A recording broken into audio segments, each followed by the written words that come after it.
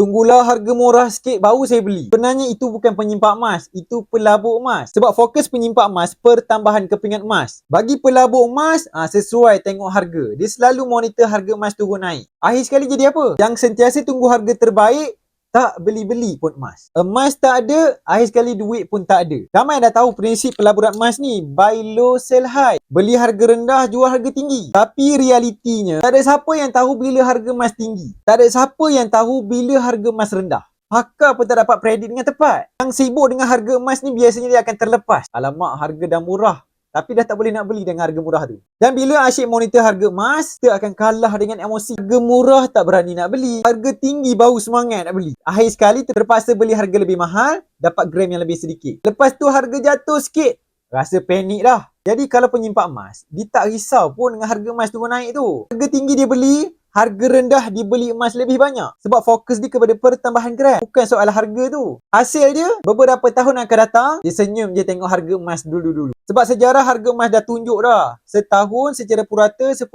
setahun. Kalau kita tahu fakta ni, kita tak perlu risau dengan harga emas. Kita cuma perlu menabung je setiap bulan. Bila tabungan emas banyak, itulah kita akan buka pintu kekayaan dengan lebih luas. Kalau setuju, komen dekat bawah. Saya nak mula simpan emas hari ni. Yang nak ambil tindakan terus, pergi dekat profil saya. Kita bermula dengan serendah 100 saja dekat akaun MasGet.